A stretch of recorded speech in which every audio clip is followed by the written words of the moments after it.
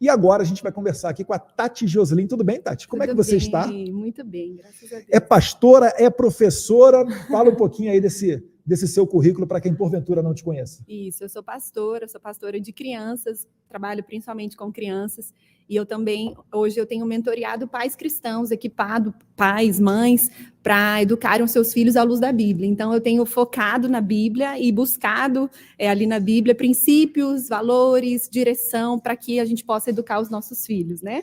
E o quão importante que é a família para a nossa sociedade? Você consegue enxergar essa tentativa de destruição da família para colocar adiante pautas políticas da esquerda? Totalmente. Na verdade, essa era, ela luta contra a família, porque quando você toca na família, você toca na sociedade como um todo.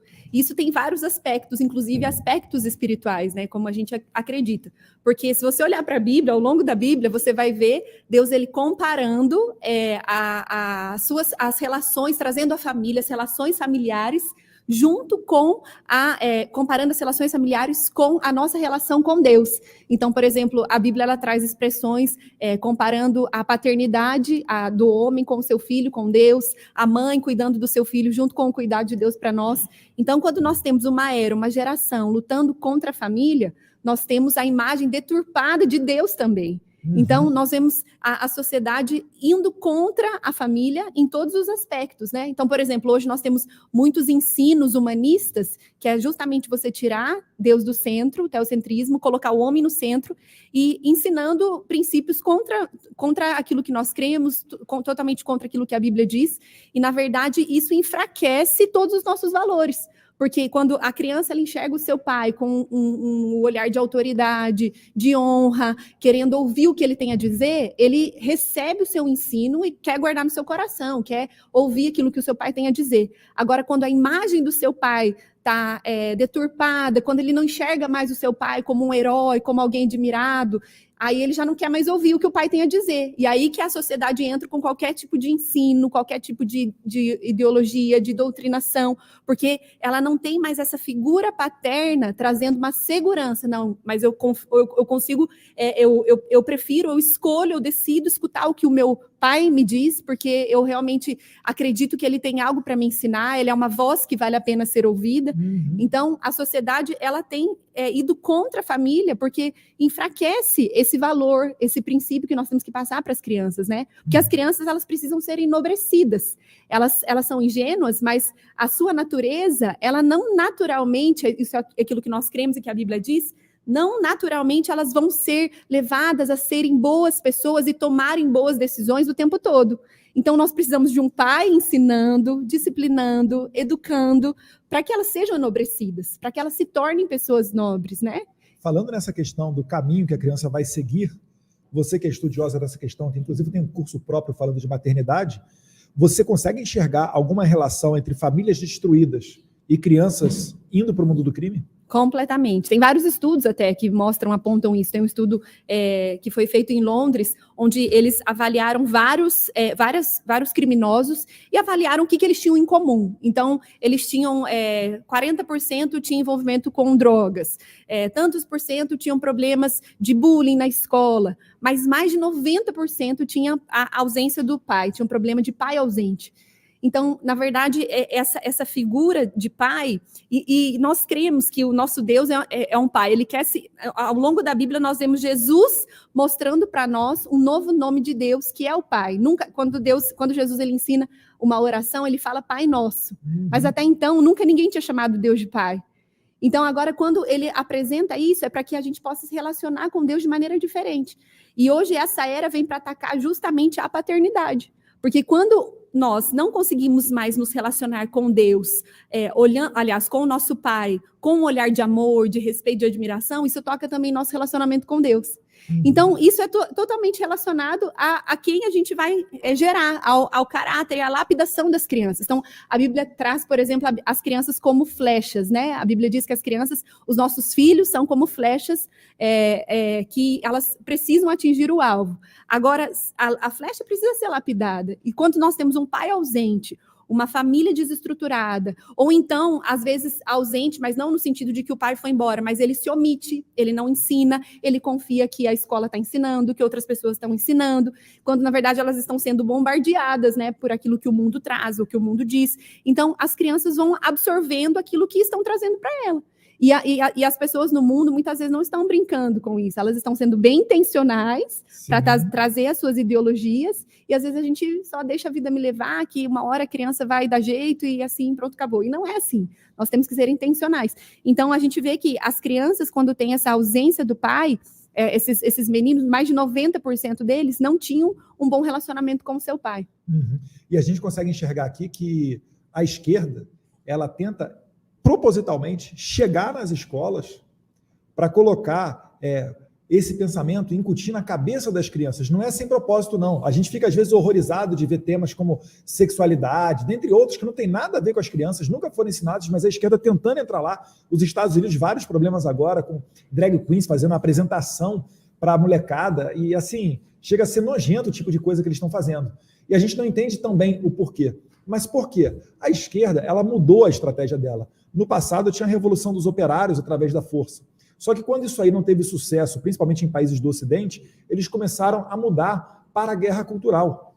Então, essa estratégia de entrar nas escolas, diga-se de passagem, a escola não é uma criação tão antiga assim. A gente tem as escolas vindo, principalmente depois das revoluções industriais, numa maneira em que a criança tem um local para ficar enquanto os pais trabalham, e mais notoriamente ainda quando a mulher entra no mercado de trabalho. Então a esquerda ela se aproveita dessa audiência cativa dentro da sala de aula para chegar numa criança e conseguir entrar na mente dela, porque ela sabe que na infância, se eles tiverem sucesso nesse tipo de coisa, vai demorar muito, vai ser muito difícil de você conseguir reverter. O estrago já é feito, por exemplo, nas universidades com a doutrinação ideológica. Eu, por exemplo, falo, né? Eu nunca tive contato com nenhum autor conservador enquanto eu estudei faculdade, né? Quando eu fiz a faculdade de Direito lá na UFRJ, mas fiz fichamento de Karl Marx. E para você sair disso, o que você tem que fazer? Você tem que ter tempo de leitura, contato com os outros, buscar por informação. Enfim, a esquerda sabe disso. Então, eles tentam entrar lá embaixo na molecada para tentar fazer a revolução acontecer. Primeiro, na mentalidade, que eles viram que é muito melhor você transformar a mentalidade das pessoas, os frutos são muito melhores para a esquerda do que simplesmente através das armas. Uma coisa que eu sempre falo é que a crença correta, ela produz o comportamento correto. Crença errada produz comportamento errado. Então, todas essas pautas, ideologia de gênero, até a questão do aborto, claro, né? Mas todas essas pautas que quer enfraquecer a estrutura familiar, o casamento, em última análise, é para atrapalhar essa imagem que as crianças têm, aliás, que todos nós temos de Deus, e também para que elas fiquem vulneráveis a crenças erradas, porque elas acreditando, crescendo em algo errado, é muito mais fácil delas aceitarem tudo que vai ser colocado para elas ali. Então, é muito mais fácil eu destruir uma semente do que uma árvore grande que já está consolidada. Agora, eu preciso também ser intencional e saber como ensinar, então, essa criança. Porque não existe ninguém que seja neutro, ou nós estamos regando com algo que é precioso, que a criança está recebendo, está absorvendo, ou ela está sendo ensinada a outra coisa. Não existe neutralidade. Ou ela está avançando, ou ela está andando para trás. Então, a gente tem que ser muito intencional, ter muita sabedoria de Deus, que é o maior desafio, o nosso maior desafio, tenho certeza que o seu maior desafio é educar os seus filhos. Então, nós temos que ter sabedoria, porque não existe neutralidade. Então, tem muita gente que não se posiciona. Eu não quero me posicionar, eu não quero me envolver com política, né? Às vezes até falam, mas por que você vai se envolver? Poxa, eu fiquei emocionadíssima com o seu convite, porque eu vi o tanto que vocês estão valorizando as crianças, a família, e no final das contas, eu sei que Deus me chamou para isso, para lutar por elas. Então, o que adianta a gente falar sobre tantas pautas, sobre a história, sobre a esquerda, e se a gente deixar a família de lado? Se as mães não se posicionarem, se elas não educarem os seus filhos, se elas não disciplinarem, se elas não educarem. Porque, pai, acredite em mim, você tem que educar, você vai ter que corrigir, ensinar, trazer para eles o que eles precisam fazer, o que é certo, o que é errado. Então, as crianças precisam olhar para você e querer ouvir o que você tem a dizer. E isso fala também de um relacionamento, de uma atenção que nós temos que cultivar a cada dia também, porque a gente só quer ouvir um conselho de alguém que a gente também se sinta amada, que é alguém que a gente goste, né? Então, isso é precioso demais e é por aí, a gente precisa ser intencional. Você sabe que Às vezes tem muita gente que se preocupa tanto em fazer uma grande revolução, mas ela não percebe o poder que ela tem nas suas mãos, né? Uma mãe tem um poder imenso. Sabe que eu me lembrei de uma história agora? Não sei se eu tenho tempo para falar. Pode falar. Mas é de um rapaz que ele nasceu numa comunidade muito pobre na República do Congo. E ele nasceu ali, tinha vários irmãos, bem essa história, tinha vários irmãos, muito pobre.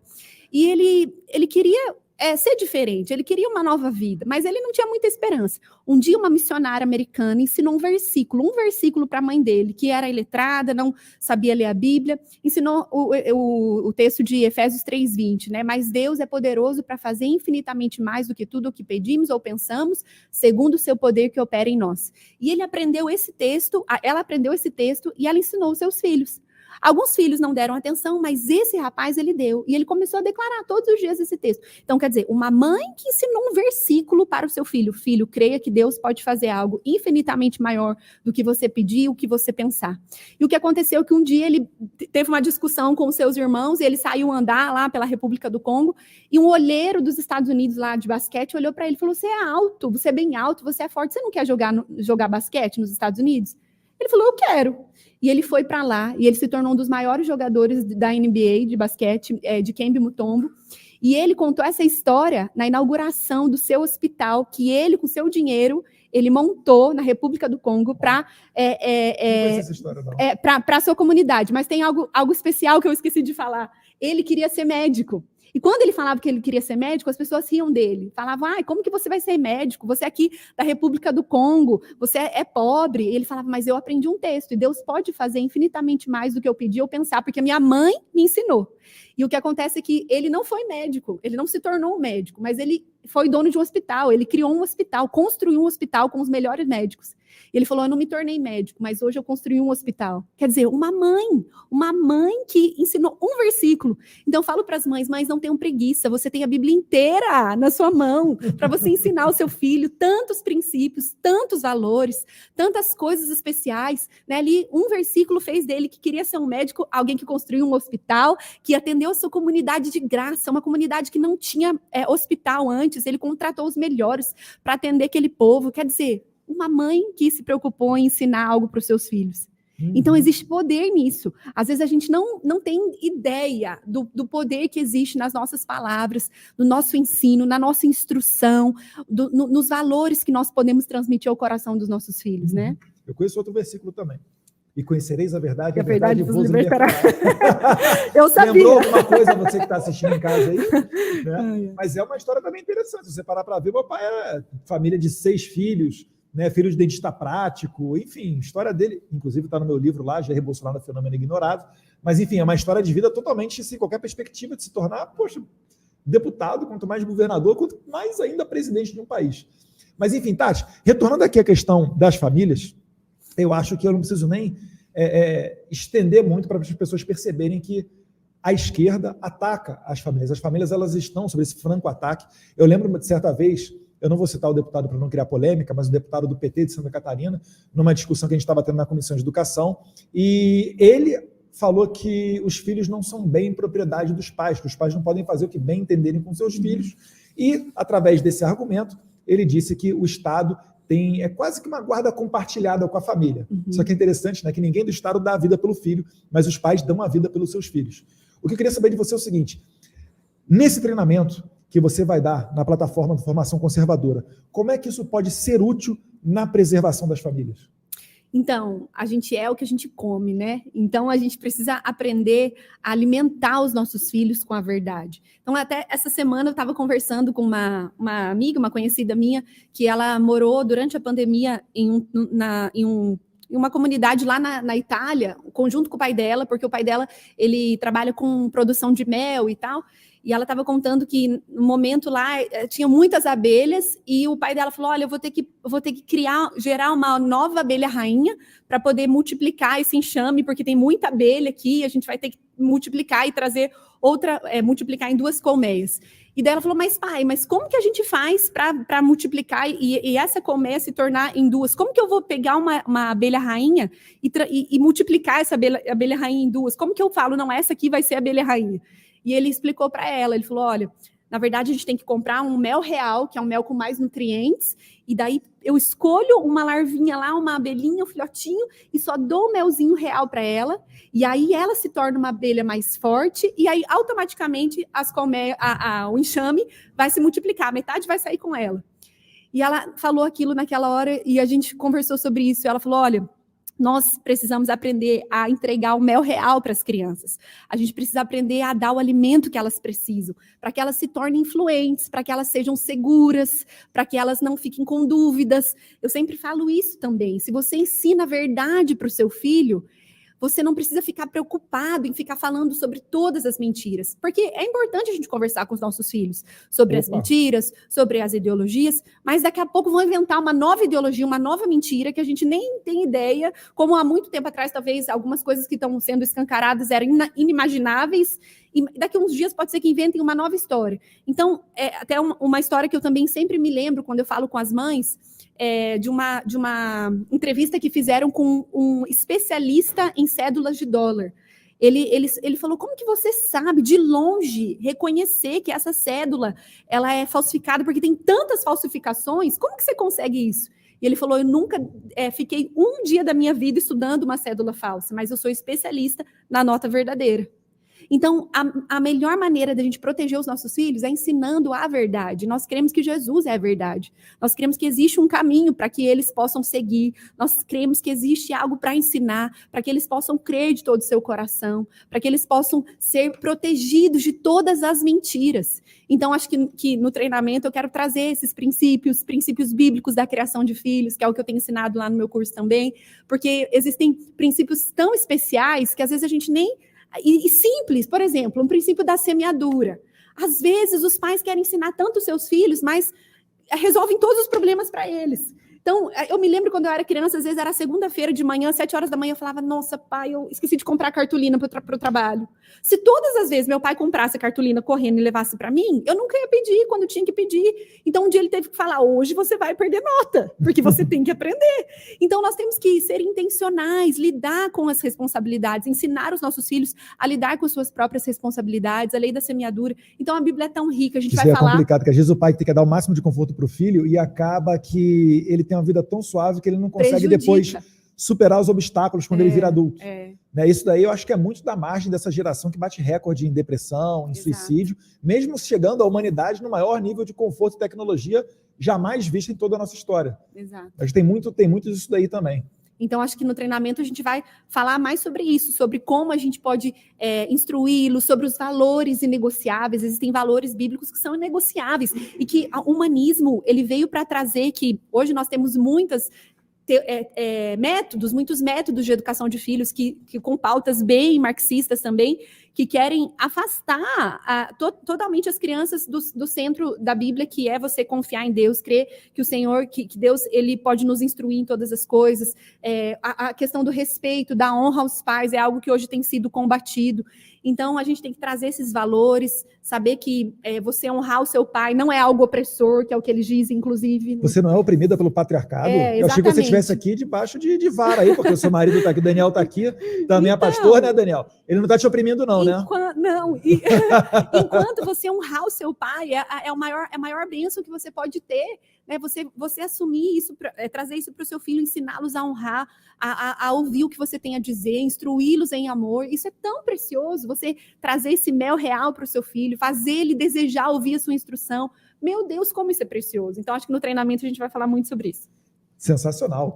Pessoal, para quem ainda não conhece, Tati.Joslin, se a Heloísa assiste o conteúdo dela e aplica na criação da Geórgia, é porque certamente é bom. Eu vou te dizer que a Heloísa é rigorosíssima em todo esse tipo de aspecto que envolve a família. Então, Tati, muito obrigado. Eu que agradeço, viu? Espero em breve aí que as pessoas tenham contato com esse conteúdo. O Daniel também, que está aqui, vieram de Curitiba hoje, estão retornando amanhã. Lembrando que Paraná também é sul, não é isso? Eu quero mandar um beijo para minha mãe e meu pai, que estão fazendo 35 anos de casado hoje. Nós estamos falando sobre família, né? Então, eu quero mandar um beijo. Quase que eu tenho de idade, ó. Mas eu quero agradecer, eu quero dizer mais uma vez que eu fico muito emocionada com essa pauta da família, das crianças, que é algo tão importante para Deus, né? Sim, com certeza, com certeza. Obrigado, Tati. Eu que agradeço. E que Deus nos dê sabedoria, como eu falei aqui no começo dessa transmissão.